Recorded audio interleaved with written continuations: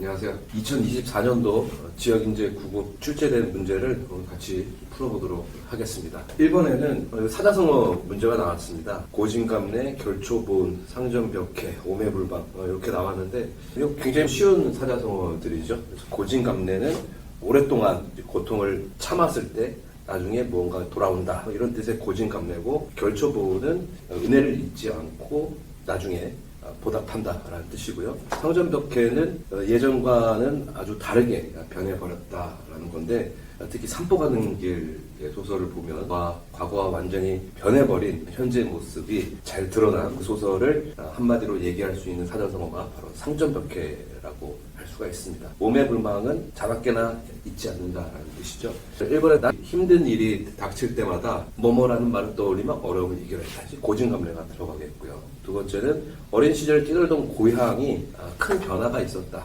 내가 생각하던 그 고향이 아니다라는 것은 그만큼 많이 변했다라는 것을 보여주고 있습니다. 그래서 들어갈 말은 상전벽해가 되겠죠. 그래서 답은 1번이 되겠습니다. 2번에 보시면 백석의 시 노루의 공간적 배경은 산골입니다. 문학 문제는 아니고요. 다른 말로 바꿔 쓸 수 있는 것. 즉 이런 문제가 나올 때는 어려운 고유어도 있고 한자어 여러 가지 말들을 쉽게 바꿔 쓸 수 있는 표현으로 가끔씩 묻곤 하는데 이번에 출제가 되었습니다. 이 기억의 이제 방언이라는 것은 사투리를 얘기하고요. 니은의 평탄하게라는 것은 뭔가 삐죽삐죽 튀어나온 곳이 없게 고르게 펼친다는 말이 돼야 되는데, 니은에 줄을 맞춰라고 썼기 때문에 이것이 답이 되겠습니다. 이것에 회기라는 어려운 한자가 쓰였는데 다시 옛날로 돌아간다라는 뜻입니다. 리을의 상실은 현재 있는 것을 잃어버렸다, 없어졌다라는 뜻의 상실이 되겠습니다. 1번, 2번까지는 무난하게 쉬운 문제였습니다. 3번을 보시면 문학 문제가 나왔는데,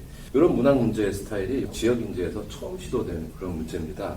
왜냐하면 보통은 나의 지문이 하나만 출제되고 그것에 대한 이야기가 1, 2, 3, 4번 맞냐 틀리냐라는 걸 많이 나오는데, 가에 이 나 작품에 대한 이야기가 앞에 부연 설명을 먼저 해주고 있습니다. 월명사의 제왕래가 수업 시간에도 우리가 평소에 많이 했던 작품이고 워낙 많이 유명한 작품이에요. 그래서 누구나 이걸 보면 쉽게 풀 수 있는데도 불구하고 가에 이렇게 부연 설명이 나왔기 때문에 뭔가 굉장히 어려운 것 아닌가 이렇게 지레짐작으로 겁을 먹을 수도 있지만 읽어보면 금방 풀 수 있습니다. 먼저 자기보다 세상을 떠난 누이 동생의 죽음을 슬퍼하는 건데, 미탈철에서 만날 도닦아 기다리겠는 슬픔을 불교로 승화시켰다는 그런 의미가 있는 작품이었습니다. 가장 적절한 거 찾는 거네요. 기억은 어떻습니까? 사랑하는 사람 떠나면 인간적인 슬픔을 나타내는 것이 아니고 생사길이 뭡니까? 삶과 죽음의 어떤 갈림길이라는 뜻을 갖고 있고요. 얘네 어느 가을 이른 바람이라고 얘기했습니다. 비유적인 표현인데, 이것은 자기의 누이 동생이 젊은 나이에 요절했다는 것을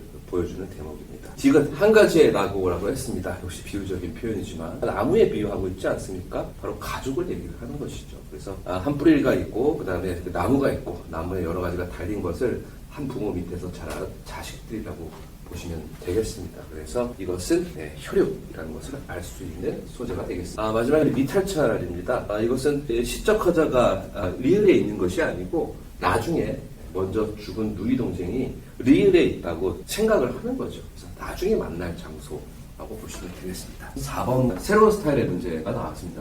가치 논제, 사실 논제, 정책 논제에 대해서 얘기하는 건데요. 이런 문제는 사실 공부를 따로 할 필요는 없어요. 그대로 적용시키면 되는 거거든요.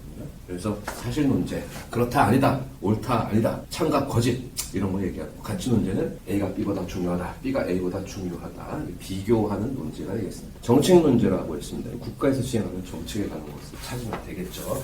그래서 4번의 답은 3번이 되겠습니다. 정책 논제는 간접 광고를 규제해야 된다는 말이 나왔으니까요. 5번은 독해 문제인데요.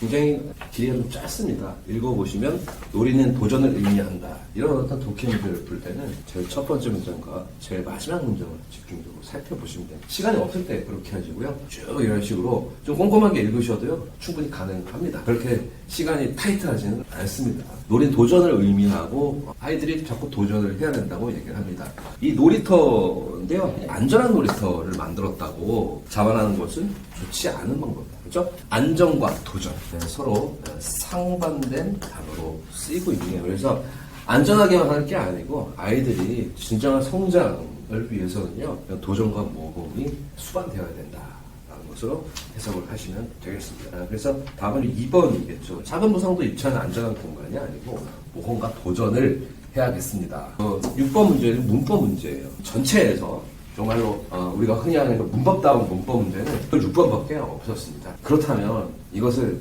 풀기 위해서 우리가 문법적인 지식이 많아야 되는가? 전혀 그렇지 않습니다.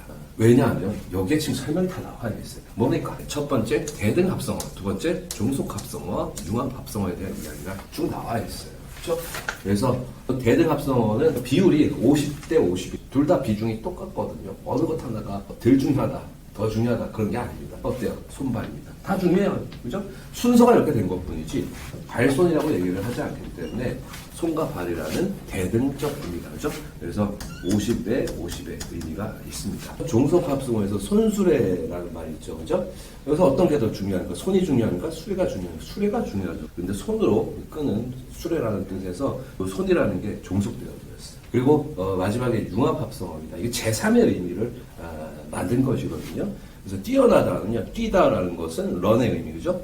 가만히 있지 않고 뛰어간다는 의미가 있고, 나다라는 것은요, 밖으로 뭔가 표현돼서 나다. 이렇게 보는 건데, 이 뛰어나다가 각각의 뛰다 하고 나다는 의미가 다르지만, 다른 의미로 남보다 훨씬 훌륭하거나 앞서 있다는 의미로 이렇게 만들어져 버렸습니다.